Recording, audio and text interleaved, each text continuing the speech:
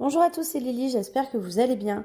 Je vous retrouve aujourd'hui pour la suite, la deuxième partie du podcast sur le basculement du cheminement actif au cheminement passif.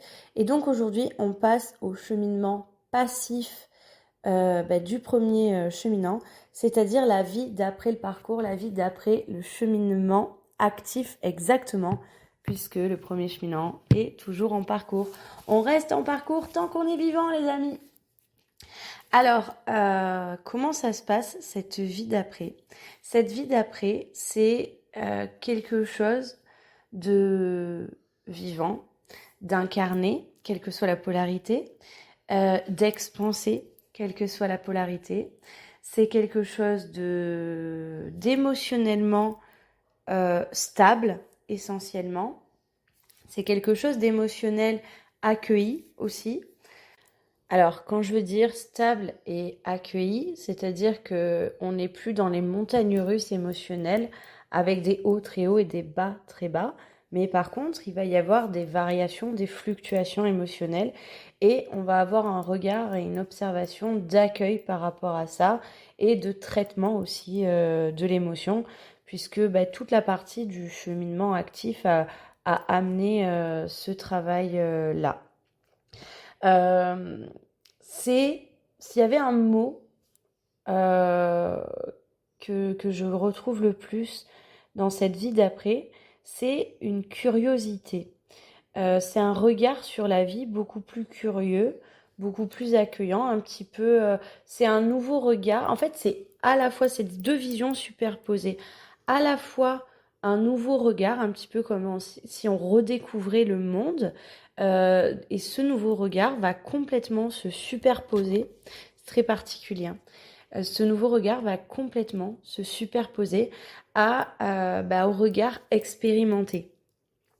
Et les deux vont ensemble, les deux sont ok. Il y a vraiment une superposition de tout dans cette vie d'après, avec l'ombre et la lumière. Donc le sombre, le lumineux, le positif, le négatif, le bien, le mal, le yin et le yang, forcément, le féminin, le masculin, le oui et le non. Donc il y a vraiment, c'est un espèce de...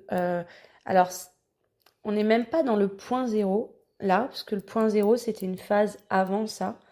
Mais on va être plutôt dans un euh, tout, tout est possible, tout est acceptable, un champ un petit peu plus global, un champ du tout.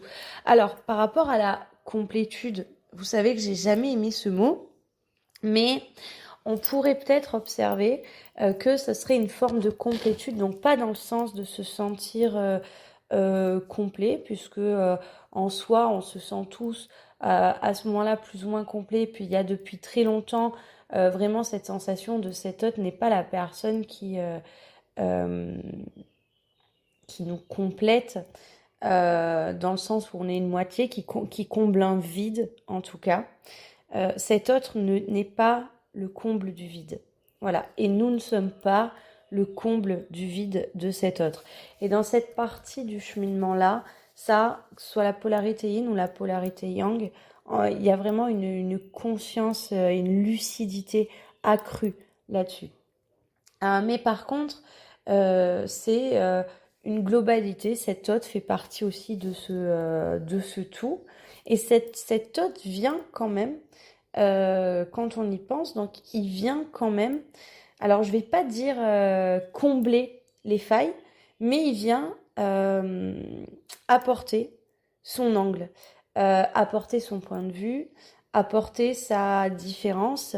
Euh, c'est une addition. Voilà, euh, si je pouvais dire, voilà, ça serait, euh, c'est pas un demi plus un demi égale un, quoi, vous voyez, c'est un plus un. Et alors, pour moi, un plus un égale 3. Du coup, et vraiment dans le cadre de ce lien, ça ressort d'autant plus parce que c'est l'un, l'autre et le lien, et que ça, quand on est dans cette vie d'après, on a vraiment une espèce de conscience accrue par rapport à ça et de surtout de c'est ok. On est complètement ok avec ça. Il n'y a plus l'histoire de se battre par rapport à ça, l'histoire de rejeter, il n'y a plus de souffrance par rapport à ça. Dans cette vie d'après, il y a une espèce de repos, c'est des espèces de vacances, c'est vraiment très passif. Euh, Plus rien n'a à voir avec ce qu'on a pu vivre sur les dernières années. Il y a vraiment un- quand on se retourne sur l'arrière, il y a vraiment cette sensation de folie. Quand je dis folie, c'est pas la folie mentale, mais plutôt c'était la folie, ça allait vite, c'était fort, c'était souffrant, enfin il y avait plein de choses. Tout ça en fait, c'est passé. La vague, la grosse vague est passée, le dur est passé, on le ressent très bien et tous les jours on le ressent un peu plus. Et c'est quelque chose de très très très agréable. C'est très surprenant au début, mais c'est quelque chose de très agréable. Dans cette vie d'après, il y a une acceptation. Et alors vraiment, c'est une acceptation, un accueil et voilà, une curiosité. Je me répète, ça va être très redondant ce podcast.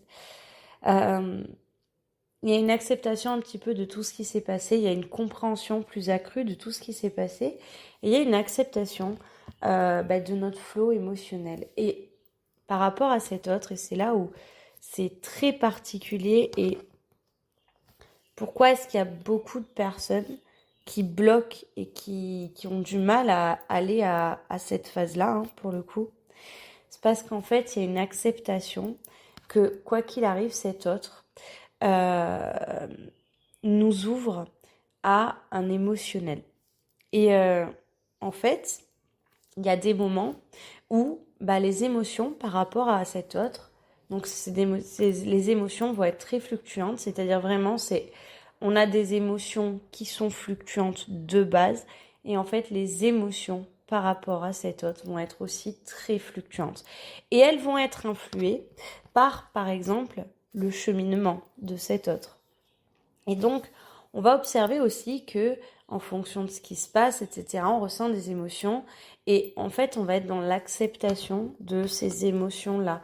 C'est-à-dire que cet autre, on va observer que, en fait, c'est ok d'avoir des émotions négatives par rapport à cet autre à certains moments et que c'est ok d'avoir des émotions positives par rapport à cet autre à d'autres moments et que c'est pas parce qu'on est dans l'émotion négative ou dans l'émotion positive qu'on est dans, par exemple pour les yin, qu'on est dans le rejet ou l'idéalisation. On va être dans quelque chose, par exemple les polarités yin, à ce moment-là, vous serez pas, si vous êtes à ce moment-là, c'est pas parce que vous êtes dans des émotions négatives que vous allez être dans le rejet, et c'est pas parce que vous êtes dans des émotions positives que vous allez être dans l'idéalisation. Parce qu'à ce stade-là, par exemple, je prends vraiment pour les polarités yin, vous serez en fait dans, je peux tout à fait être dans l'amour et dans l'accueil de cet autre, tout en ressentant tout un panel d'émotions qui comprennent des émotions positives et des émotions négatives. Chez les polarités yang, par exemple, les moments d'émotions négatives vont être... alors, chez les polarités yang, ça va être lié par rapport à la répression. C'est pas parce que vous ressentez des émotions négatives par rapport à cet autre que vous devez vous protéger de cet autre ou protéger cet autre de vos émotions négatives. Et c'est pas parce que vous êtes dans des émotions positives vis-à-vis de cet autre que vous devez donner ces émotions positives à cet autre. Il y a vraiment, c'est un espèce d'accueil, c'est-à-dire que c'est ok. En fait, chacun va être responsable de ses propres émotions. En fait, c'est ok de les avoir. Donc tout ça, déjà, par rapport à l'émotionnel, ça change beaucoup de choses. Il y a, je vous en avais parlé du coup dans le précédent podcast, il y a chez les polarités yin de la confusion qui était globale.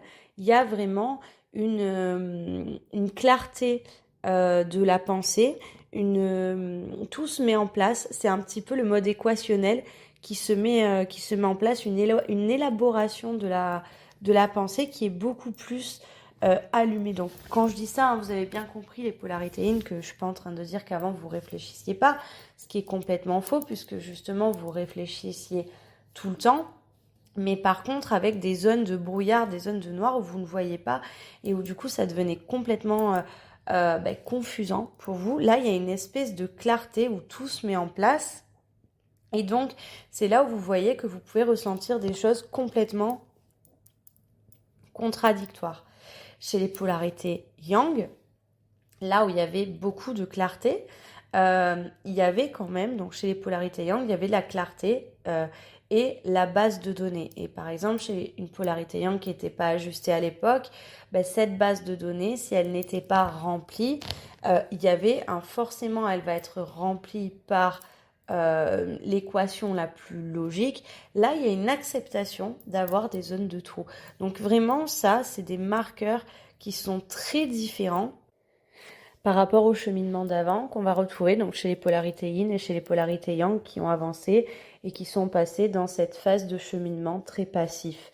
Ce qu'on peut voir aussi, par rapport à cet autre, c'est qu'il y a un... Alors, je vais parler d'un désamour amoureux, un désamour romantique qui se joue et qui est vraiment très particulier. C'est-à-dire que, alors même qu'il y a cet aspect-là qui est ressenti et très profondément, cet autre fait vraiment partie de soi et il y a toujours la question de l'amour ne se pose pas, c'est-à-dire il y a vraiment cet amour pour cet autre, mais on n'est plus dans l'amour amoureux, l'amour romantique, on n'est plus dans l'attente d'un amour amoureux ou d'un amour romantique.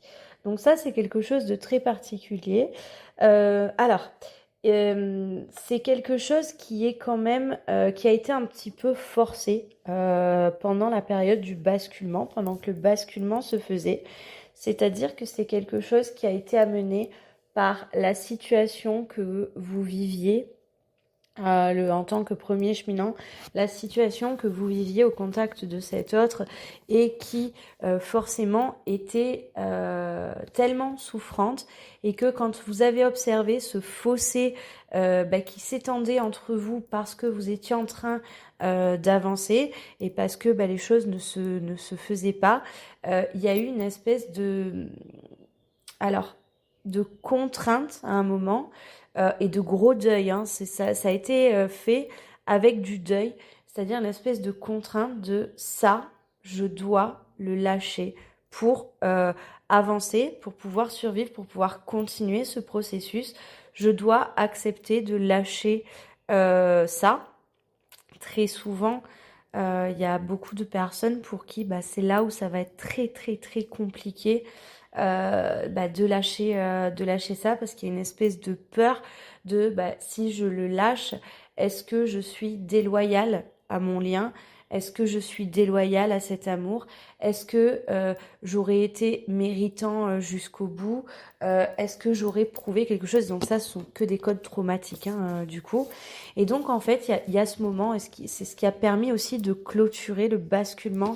Et donc c'est quelque chose qui à la fois se fait par du travail et à la fois ça mène tout seul, mais c'est ce qui permet de clôturer le basculement et d'accéder à cette vie d'après. C'est un élément très marqueur de ce moment-là, c'est-à-dire en fait je ne peux plus me permettre ça et à la fois c'est un ressenti très profond, c'est à la fois contrôlé du coup et à la fois je crois que le mot c'est inhérent quoi, ça ne vient pas inhérent à la situation, ça vient vraiment pas c'est pas quelque chose de faux, c'est quelque chose qui vient vraiment de votre intériorité, de votre âme incarnée et de votre âme connectée à ce moment-là et qui dit hey, oh, là, c'est plus ok, en fait, tu peux lâcher ça, tu peux le lâcher. Et donc, lâcher ça, ça peut être lâcher cet espoir de relation, Ça peut être lâcher cette attente de relation. Ça peut aussi être le constat de, au moment où il y a ce fossé, le constat de, mais en fait, la relation en l'état actuel n'est absolument pas possible. Moi, là, tout de suite, je n'en voudrais pas. Et donc, ça va être amené aussi par rapport au schéma de cet autre, donc qu'il soit yin ou yang. Les schémas de cet autre, au moment où vous êtes là-dedans, vous avez la connaissance et la maîtrise. Quand je parle de la maîtrise, c'est la maîtrise et vraiment la grande connaissance, pas le contrôle, hein, d'accord? Mais c'est vraiment vous avez la connaissance et la maîtrise de vous-même. Vous savez qui vous êtes, que vous soyez yin ou yang, vous savez qui vous êtes, vous savez ce par quoi vous êtes passé, vous savez ce sur quoi vous travaillez, vous savez vous remettre en question, vous savez vous poser sur plein de choses, etc. Et il y a vraiment ce constat à ce moment-là de punaise, mais là, c'est absolument pas possible. Et donc, on lâche ça et ça amène un désamour. C'est pas un non-amour, c'est un désamour. Et ce désamour, ça va vraiment se jouer au niveau romantique et l'état amoureux. Alors, un petit marqueur important, je vous ai dit que je vais faire un podcast de la vie d'après pour les personnes qui ne sont pas dans le cadre du lien. Et donc, une différence fondamentale par rapport à ce désamour, c'est que le désamour vécu dans une relation qui n'est pas dans le cadre de ce lien, le désamour, il est beaucoup plus violent. Il est amené aussi avec des émotions de dégoût profond, durable. Et je mets bien durable parce que ça, ce sont des émotions que vous pouvez ressentir dans le cadre de la dyade au moment où vous êtes dans ce désamour par rapport au schéma dysfonctionnel de cet autre, le moment où il vient en face vous amener et vous émotionner du coup par rapport à ça. Donc ça peut être des émotions. Par contre, quand c'est quelque chose de durable, de violent et de sombre quelque part, par exemple, un dégoût aussi, des fois ça peut amener par exemple un dégoût de vous-même ou ce genre de choses qui va être durable. Généralement, c'est quand on n'était pas dans le cadre du lien. Ce désamour-là, il est d'autant plus fort. Là, dans le cadre de la dyade, donc ça j'en parlerai dans le podcast dédié à ces personnes-là. Là, dans le cadre de la dyade, ce désamour, il est vraiment... c'est comme une couche superposée, c'est alors même qu'il y a ce désamour amoureux et romantique, il y a cet amour profond ancré, il y a plus aucune question qui se pose sur cet autre, mais cet autre, bien évidemment que c'est cet autre, que ça a toujours été cet autre, tout fait sens hein, par rapport à ça. C'est cet autre et pas un autre ou pas une autre, mais voilà, il y a le constat de je peux t'aimer de milliards de façons, mais plus de cet état amoureux romantique. Ça amène, que ce soit pour la polarité yin ou la polarité yang qui vit ça à ce moment-là, ça amène justement cette espèce de liberté, cette espèce d'autonomie et cette espèce justement de passivité au niveau du cheminement. Et justement, c'est ce qu'il faut. Alors, est-ce que c'est quelque chose qui peut revenir? Oui, bien évidemment. C'est quelque chose qui peut revenir. Alors, je vais le mettre avec des guillemets, puisque en fait, ça dépend de la phase transitoire. Cet amour, cet état amoureux, cet amour romantique pourra revenir dans la mesure où le second cheminant ferait son chemin et viendrait amener des éléments qui pourraient en fait alors c'est pas réactiver parce que c'est qui pourrait repermettre cet état-là. C'est quelque chose qui est enfermé, on sent dans le cadre du lien, on sent vraiment que c'est quelque chose qui a été, qui pourrait tout à fait re-être, mais que justement vous n'allez plus nourrir en tant que premier cheminant, puisque le nourrir alors qu'aujourd'hui ça ne pourrait pas être, serait quelque chose de traumatique que vous avez dépassé. Et vous savez que c'est quelque chose qui pourrait tout à fait être réactivé en temps voulu, et donc là, c'est là où il y a une énorme condition, et donc c'est pas l'amour conditionnel, mais c'est un état d'amour conditionnel. Du coup, à cet endroit-là, ça serait conditionné au fait que ce second cheminant est avancé et que ce second cheminant ait manifesté quelque chose de très clair par rapport à ça et où vous auriez pu avoir du coup une discussion par rapport à ça. Donc il y a vraiment ça qui est très très fortement marqué, où vous le sentez, et en fait c'est pas souffrant, c'est ok d'en être là. C'est très perturbant au début, et ce que je conseille, c'est de le prendre au fur et à mesure. Comment ça vient, ça va être quelque chose qui est très fluctuant et qui se stabilise et qui est ok. Toutes les conneries en mode cet autre, je l'aime plus du tout, il peut aller se faire voir, c'est le néant, il n'existe plus, il n'a plus aucun intérêt pour moi, et ce genre de choses. Ou aussi, hein, quelque part, cet autre est trop en arrière par rapport à moi, ou cet autre est trop dans le mal, en fait. Donc, c'est des petites choses qui vont venir vous perturber. Par contre, alors, si c'est quelque chose de durable, par exemple, eh ben, vous savez que vous n'y êtes pas encore. C'est ça, c'est un des codes, par exemple. C'est-à-dire que vous pouvez avoir des petits moments où vous allez vous le dire, mais où vous allez être dans un espèce de constat plus que dans une critique et un jugement. Et donc, ça va venir de petites manières, accompagnées d'autres choses, c'est-à-dire à la fois, effectivement, peut-être que cet autre et moi, il y a un fossé entre nous au niveau du cheminement qui fait que c'est pas possible. Cet autre est dans ses schémas, mais en même temps qu'il y aurait ça, quand vous êtes dans la vie d'après, il y a superposé bah oui, mais en même temps, il n'y a pas si longtemps, c'était moi qui étais comme ça. Donc il y a une espèce de patience et d'ouverture, de respect excusez-moi, et de tolérance complète vis-à-vis du chemin de cet autre. Et donc c'est pour ça que je me suis permis de dire toutes ces conneries là. C'est-à-dire que si c'est pas juste de temps en temps, parce que cet autre viendrait peut-être activer quelque chose d'émotionnel à ce moment-là, mais si c'est quelque chose de durable, c'est que vous n'êtes pas encore à ce stade-là, et c'est ok. Il n'y a pas d'injonction à y être le plus vite possible ou quoi que ce soit. C'est un cheminement qui se fait petit à petit. Euh, Pourquoi est-ce que je dis que c'est des conneries, du coup? Je vais aller un petit peu plus loin, parce que ce sont des conneries égotiques. Ce sont des conneries aussi parfois conceptuelles, mais au-delà de ça, c'est surtout des conneries égotiques, et c'est surtout un jugement et un regard sur le chemin de l'autre, qu'au final on n'a pas forcément à avoir.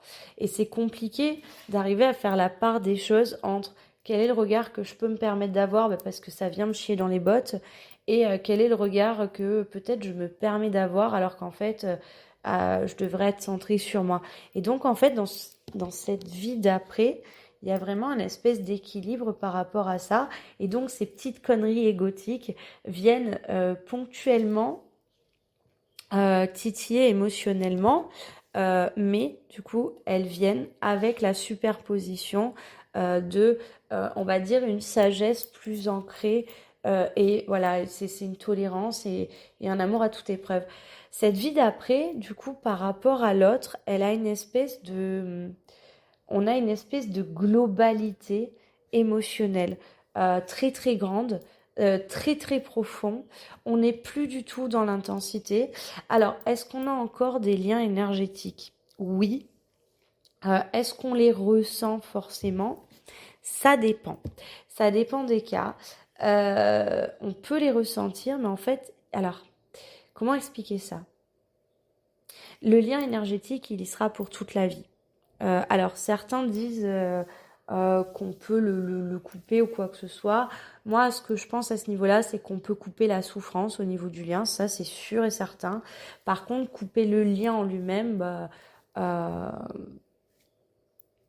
à mon sens, c'est pas possible. Mais couper la souffrance au niveau du lien, Oui, c'est totalement possible. Par contre, bah, qu'est-ce qui se passe? C'est que bah, quand on arrive à cet état, ce cheminement passif-là, euh, au niveau énergétique, il y a une telle habitude et une telle acceptation de ce lien qu'en fait, bah, le lien fait partie de toi. Il y a eu une intégration totale du lien au fur et à mesure du parcours qui fait qu'en fait, c'est un petit peu rentré dans les habitudes. Et donc, en fait, ben, on le ressent moins parce que tout simplement, on lutte beaucoup moins avec. Donc, il y a des personnes qui vont être dans l'accueil de ça, dans l'observation et dans la conscience de ça. Il y a des personnes qui du coup vont pas être dans la conscience de ça, tout simplement parce qu'elles en ont pris l'habitude et qu'elles ont en fait décidé de se focaliser parfois sur autre chose et de pas se poser la question. Dans les deux cas, c'est ok, hein, du coup. Alors, qu'est-ce qu'il y a d'autre dans cette vie d'après? Il y a une vie. Il y a une vie au jour le jour, il y a une vie mûre, une vie expérimentée, une vie curieuse, une vie joyeuse. Il y a une envie de voir le monde. Il y a une envie de découvrir encore soi, de découvrir les autres. Il y a un regard sur soi qui est mais tellement plus doux. Un regard dans l'amour de soi. Il y a l'amour de soi dans la vie d'après, vraiment, qui est un amour inconditionnel, est une relation inconditionnelle, celle-là, c'est celle à soi, qui est incroyable à vivre. Ça, c'est absolument fabuleux. On ne penserait pas être capable de ça jusqu'au moment où on le vit, on se dit waouh, ah ouais, ça valait le coup quand même, ça. Vraiment, hein, c'est quelque chose de très très fort. Et en fait, il y a une espèce d'acceptation bah, qu'on est un être imparfait et que on est dans l'accueil de ce qu'on vit, dans ce qu'on comprend, on est dans la remise en question, on est dans je vais parler d'hygiène mentale encore, mais on est vraiment là-dedans, c'est-à-dire que on est dans l'écoute de ce que l'on ressent, de son flot émotionnel, des liens de cause à effet qui peuvent parfois bah, nous provoquer des petites choses, etc. On cherche plus à être perfectionniste et performant. On cherche juste à être soi, à faire du mieux qu'on peut et on accepte les autres tels qu'ils sont et bah, qui font du mieux qu'ils peuvent. Il y a une espèce de regard par rapport aux autres en général.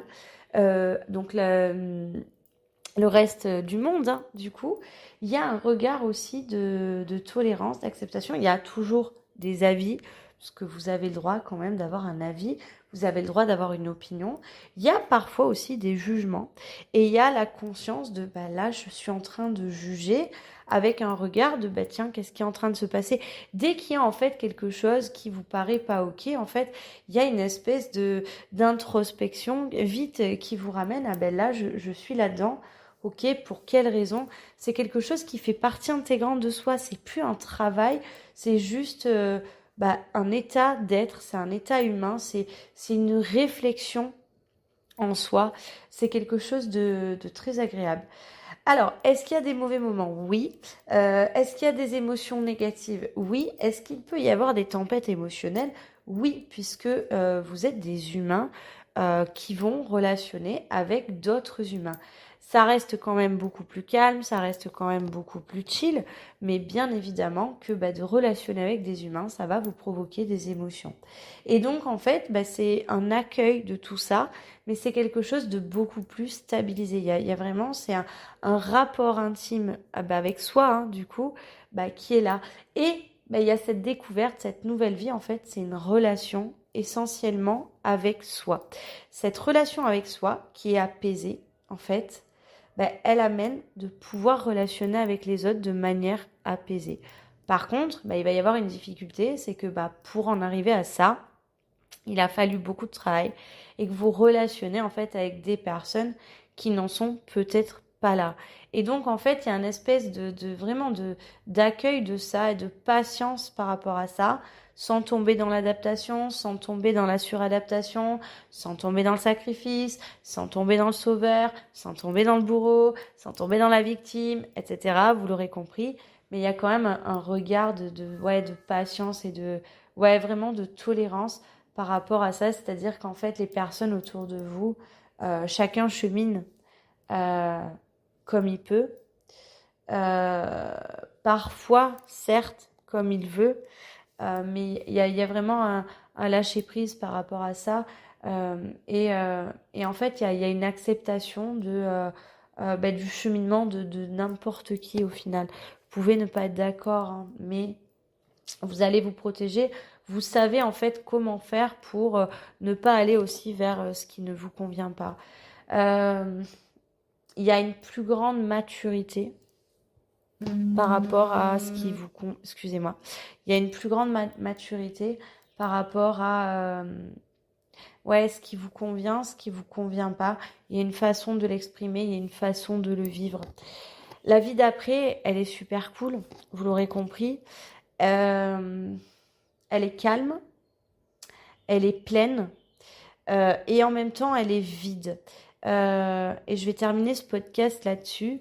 C'est que au final, et vous savez que j'ai eu du mal avec ce mot complétude, mais au final, pour moi, la complétude et cette vie d'après, du coup, c'est d'aller observer le vide en soi, c'est ne plus chercher à combler ce vide en soi, c'est accepter qu'on a tous une part de vide en soi, puisque le plein et le vide vont ensemble, tout comme l'ombre et la lumière, tout comme le yin et le yang, tout comme le pôle positif et le pôle négatif. Et je crois que dans la vie d'après, on expérimente vraiment ça, c'est-à-dire que cette recherche de complétude qui était une recherche de plein, où du coup, quelque part, on essayait de compléter notre part de vide que nous avons tous, hein, que nous soyons yin ou yang, on essayait à tout prix de remplir ce vide. En fait, ce vide, il est vide et il est plein de nous-mêmes. Et le jour où on est là-dedans, en fait, c'est qu'on est dans la vie d'après. Est-ce que c'est transitoire? Oui. Alors, pas sur l'état d'être, puisque c'est une nouvelle vie à vivre. C'est quelque chose de super intéressant. Et chacun va le vivre après de manière différente. Là, je vous ai donné les grosses bases. Au niveau relationnel et au niveau relationnel sentimental, ça dépendra des histoires de chacun. Donc, là-dessus, je vais pas vous dire. Il y en a qui vont se réunir derrière parce que peut-être que cet autre aura fait un assez grand bout de chemin pour pouvoir amorcer quelque chose, réamorcer cet état amoureux, cet état romantique, cet état d'amour romantique en tout cas. Et donc à ce moment-là, il pourra y avoir des réunions pour des réunions sentimentales du coup. Et donc une continuité à vivre. Peut-être que cet autre, ce second cheminant, ira jusqu'à l'individuation. Et donc après, la vie d'après, c'est une vie où vous partagerez tous les deux cette expérimentation de cette vie d'après. Il y en a d'autres où du coup, en fonction de quand est-ce que ça se fait, les histoires vont être bien différentes. Est-ce qu'il y en a pour qui ça se fera pas? Je pense qu'aujourd'hui, en tout cas, quand vous êtes dans ce stade de vie-là, dans cette vie d'après, ça n'a plus aucun sens de se poser la question. Ça se peut que non, mais si jamais ça se fait, vous le saurez bien assez tôt et vous savez que vous saurez reconnaître les codes. Il y a vraiment plus d'espérance par rapport à ça. Et donc, en fait, il y a aussi l'ouverture à d'autres choses, à d'autres personnes, à d'autres amours, possiblement. Et c'est complètement OK. Et c'est pas du tout des lots de consolation ou quoi que ce soit. Et donc, c'est comment est-ce que je peux relationner en ayant aussi quand même cet autre-là. Et parce que cet autre, quoi qu'il arrive, fera toujours partie de vous. Après, est-ce qu'il fera partie de vous ou de votre vie? Ça dépend de chaque histoire aussi. Voilà, voilà, j'espère que ce podcast vous aura plu. N'hésitez pas à me poser des questions. Je pense que j'en referai d'autres sur cette vie-là parce qu'il y a beaucoup à dire. Je vous dis à très vite, bye bye.